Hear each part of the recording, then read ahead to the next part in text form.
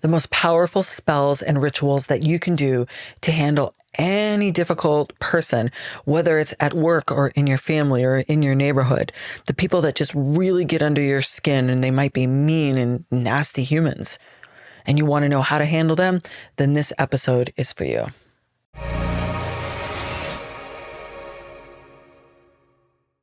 Welcome to my show. Today we're going to talk about how to handle difficult people in your life. And that might mean a colleague, a neighbor, a family member, or anyone that is really presenting a challenge to you. Now, if you're a practicing witch or on the spiritual path, you might think of common things such as freezer spells or putting them in a jar or energetic protection from difficult people. These are common spells. And honestly, I get asked about this all the time.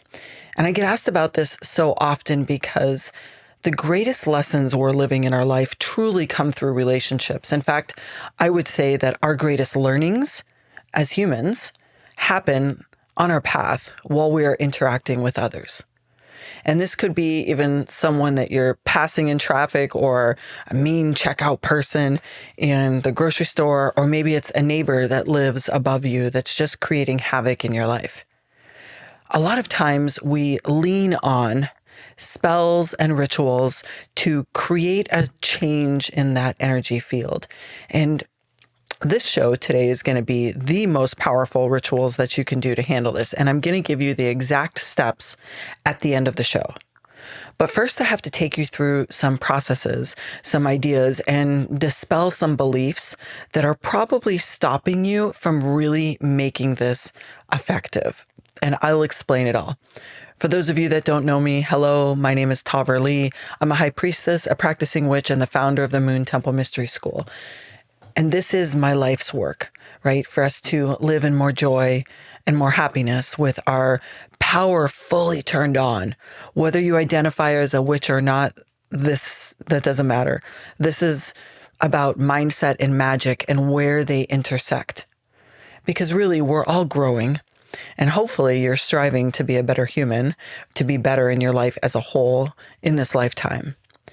And a lot of times we lean on magic as a way to fix problems. And in a lot of those instances, it's us that needs the fixing. I tell a funny story of most of the time when someone comes to me and asks for protection, we always start with themselves because we need more protection from ourselves than we do from others in most cases. And I'm talking the majority of the people on the planet. Because when you are really self-aware and you've sunk into your own energy and know how to work yourself on the path, then a lot of things that maybe you start with on the path, meaning on the awakened path, a lot of things that you start with end up mattering less the more awakened you become, the more you dive into the mysteries, the more you truly look at how to expand yourself in your life as a whole. The smaller minutia pieces stop mattering as much. But that's not to say we don't still use spells for protection or spells, if you're walking the left-hand path, which is what might be considered baneful magic, or I don't like the word black magic, but that is the word that you might know it as, but don't use that word because that is not the word we're going to use, because that is very inappropriate in a multitude of ways, and the show is not about that, so I won't say it. But let's say that the left-hand path, it's where you might seek magic for speeding up karma, where you might use magic to benefit from creating, and harm is not even the right word, but let's say retribution or revenge, even hexing, right? Sometimes that's just done for the sake of protection. Sometimes that's done still with an open heart, but a speeding up of karma. Sometimes that's done as truth tellers to let the truth be known in situations where it's being hidden. There's lots of different ways the left-hand path is used. No judgment here. You do you. You work your own values. You understand your own path. This isn't about that. But I do recognize that sometimes things like freezer spells or jar spells can feel like the left-hand path. But it depends on your intention. For example, if someone is working a spell with a very difficult person and they come to me and we give them a spell that allows them to realign and balance the energy, and then we do a ritual to put them in some type of jar and then we bury them out on the property. That has nothing to do with actually physically bringing any harm to the human, to their spirit, to their soul. It could be just a way to create an ending of the situation. And I say this because a lot of people that hear left-hand path or hear things like this, they're like, oh, I don't play in that field. Great, fine, and wonderful. Don't always assume that the left-hand path means baneful, although it can. Again, no judgment here. You do you. So let's start by thinking about, you must have a single person in your life, because we all do, that it isn't going well with. Maybe they just don't wish you well. It could be an undercurrent of energy. It could be someone that you might deem as toxic. It can be someone who's mean to you, creating havoc, colleague, family member, anyone. These difficult people that sometimes we can't really just end the relationship with and go like, I'm not going to be your friend anymore.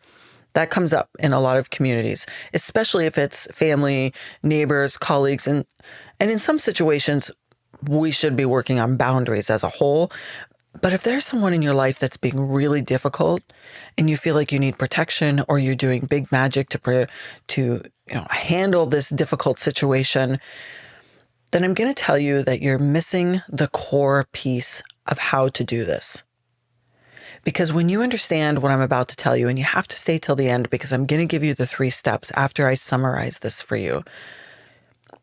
When you understand how important it is to see yourself in the situation before you do any spells or rituals, to really look at, why have you been triggered to feel what you feel about the situation?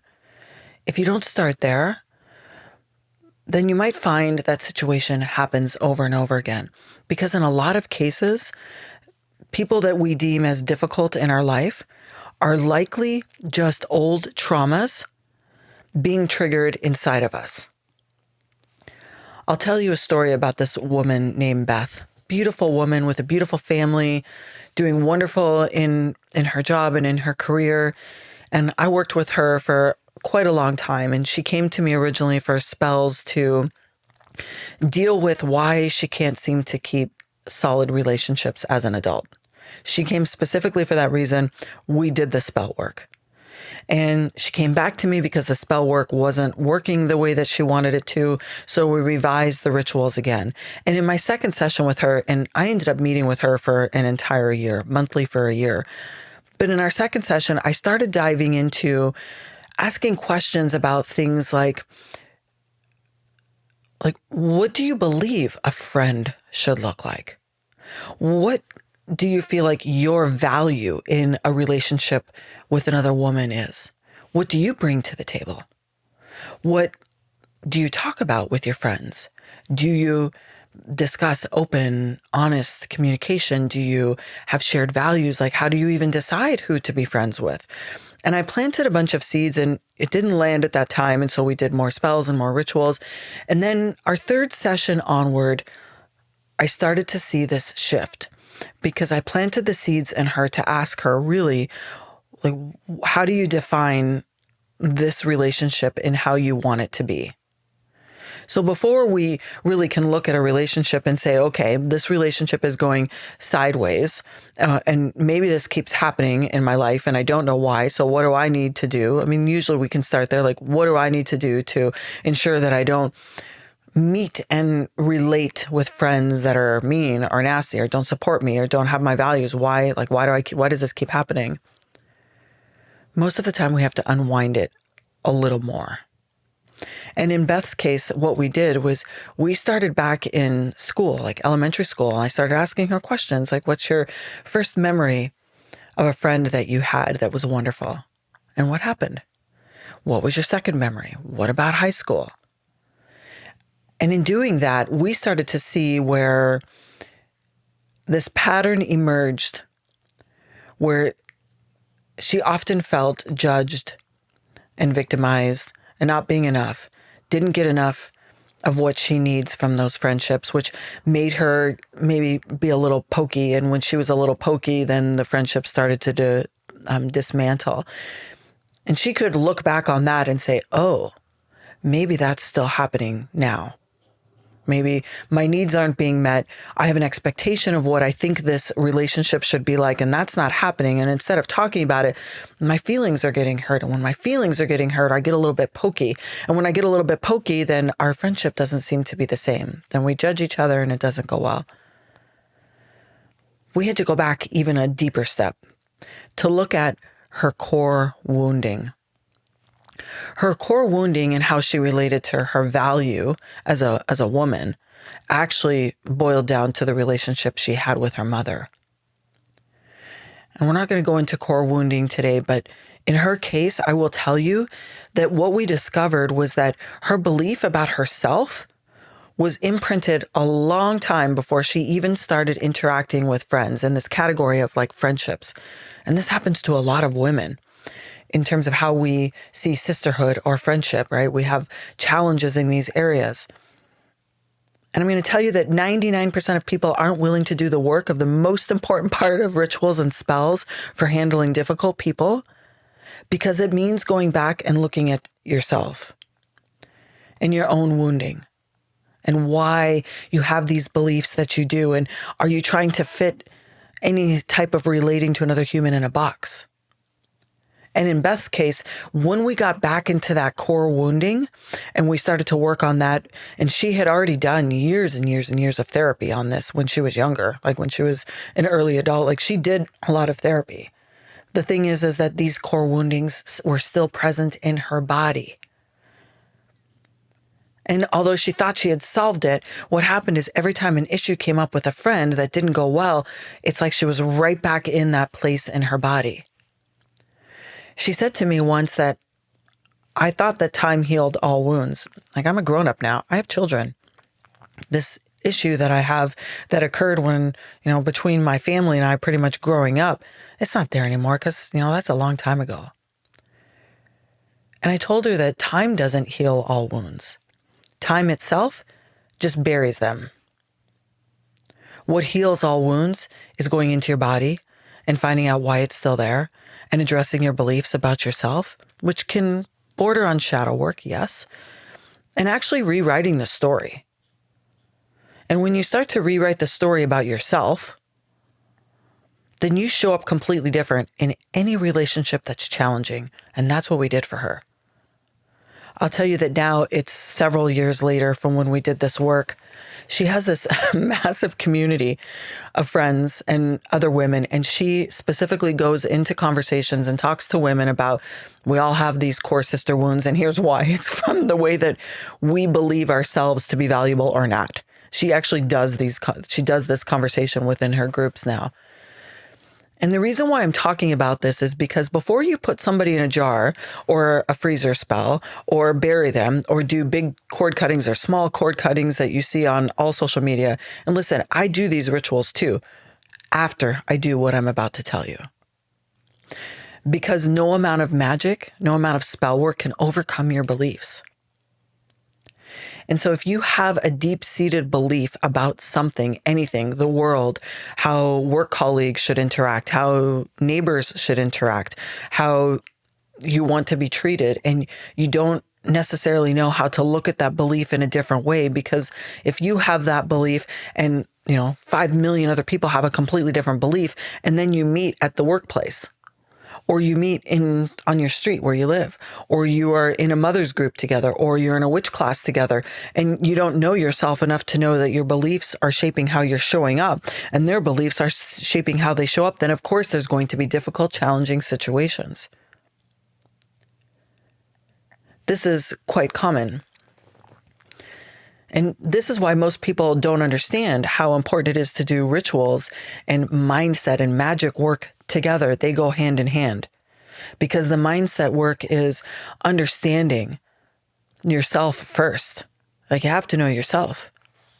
And this is why a lot of people don't want to do this part of the work. They're like, I'll stay surface level. Just give me the jar spell.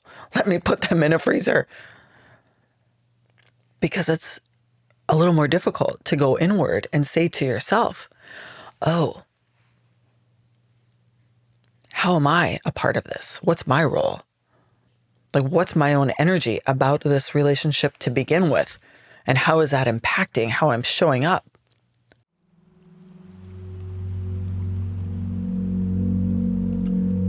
We're taking a short break to talk about how to bring real magic into your life.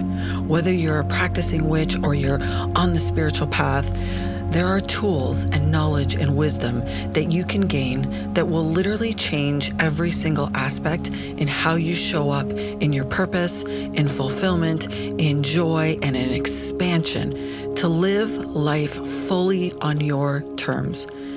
And we're doing that in my new book called Sacred Magic, A Witch's Guide to Earth Wisdom. This is book 1 in a series of the 4 elements, where I take us through the north, the east, the south, and the west.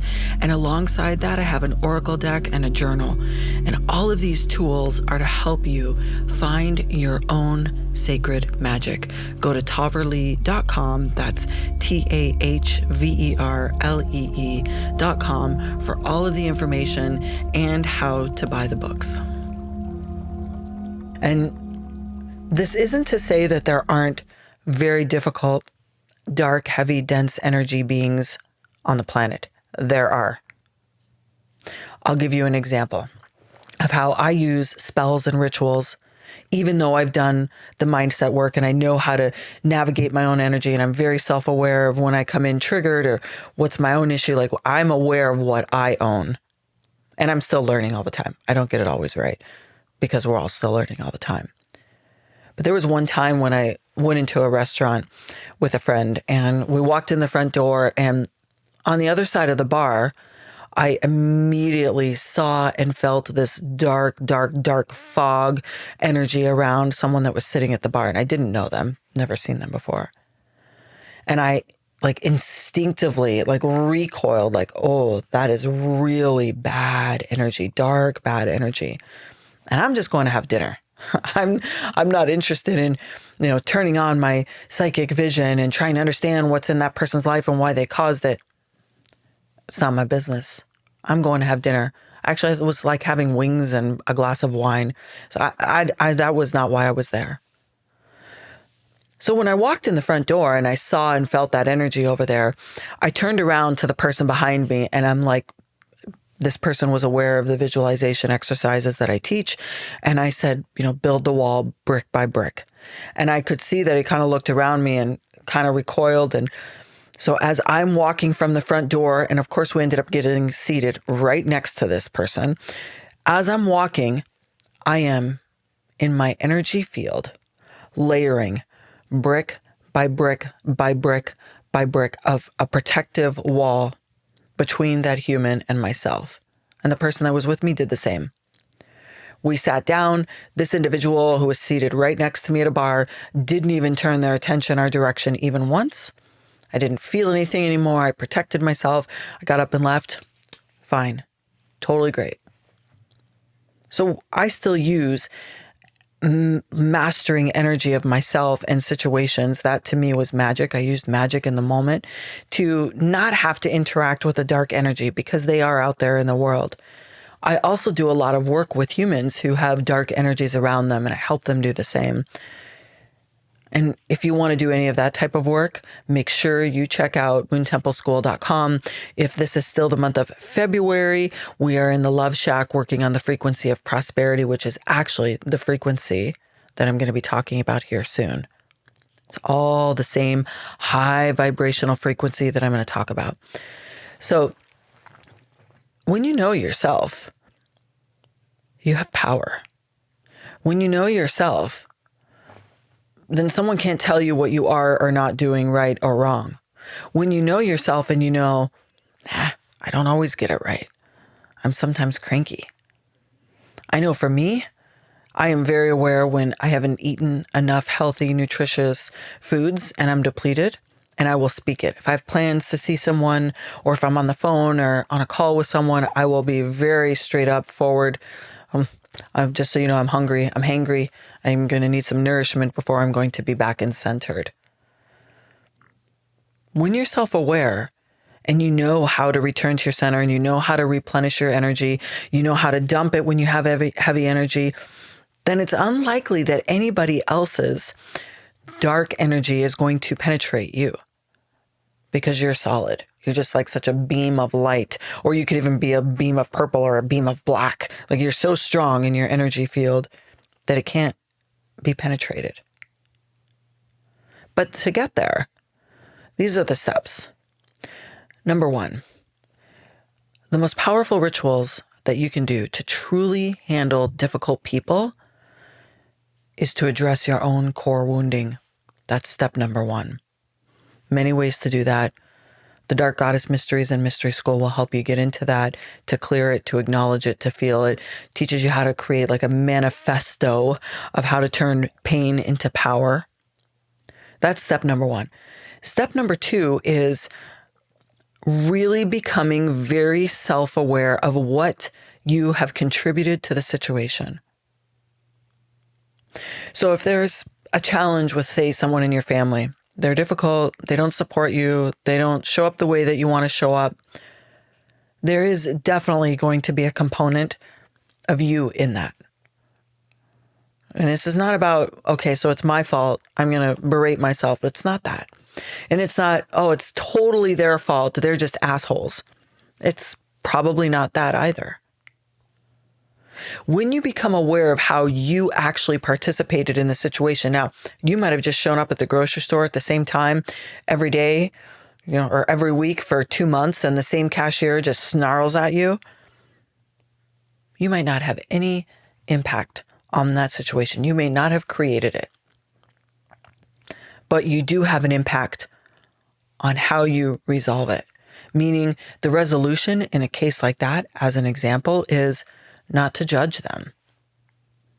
When it's strangers that we have a difficult time with, when it's strangers that we want to do spell work to block, to avoid, you have to remember that you can't possibly know what's happening in somebody's life. You can't possibly know.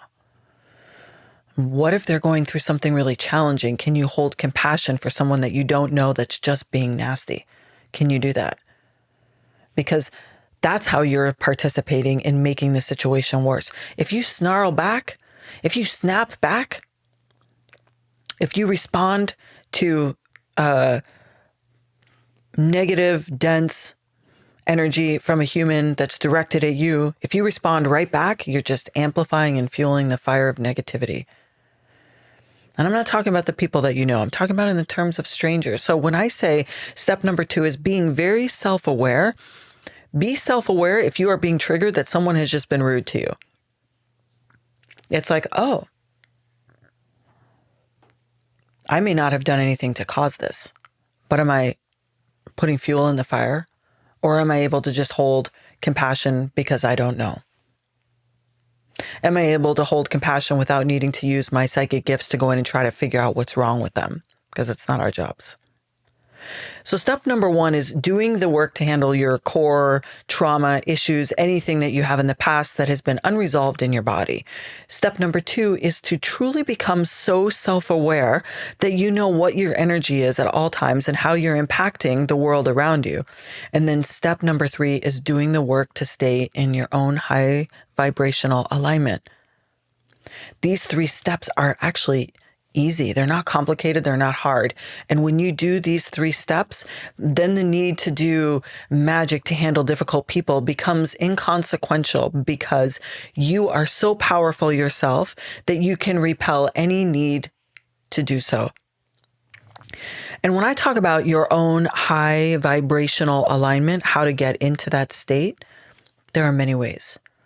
When you're feeling good, you're in joy, you're living your purpose, your soul is fulfilled, like your soul vibration itself is on fire.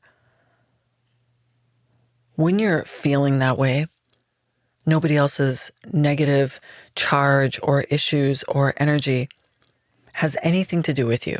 It doesn't penetrate. And the ways that you can get into that high vibrational alignment, well, the Love Shack that we have going on in February will help you with that. moontempleschool.com, and you can find it in the Witch Shop. But there are many ways to do it. Being in nature, making sure you have good rituals in place to practice grounding at the end of the day, starting your day with a strong intention, doing meditation, reading my book, bringing the rituals in from my book, doing things that keep you in a place that feel good for you. So you work on your own confidence, you work on your own mindset, you heal your own issues. You notice when you're judging someone else. You notice when you're not in an energy frequency. Maybe you're putting fire into fire. All of these things are the same, no matter if it's, somebody in your family, a parent, a cousin, a friend, a neighbor, a colleague, anyone that you would approach. How do I do magic to handle this difficult person? Like, what rituals do I need? When you do these 3 steps, you'll find that you won't need them. Now, it's not to say that you're not still going to take the hits of emotion. I'm not discounting that. As an example, there are many situations where people say and do hurtful things. Again, not judging them for where they're at. Well, maybe you judge them a little in the moment. Like, that was terribly rude. How could you do that to me? That felt terrible.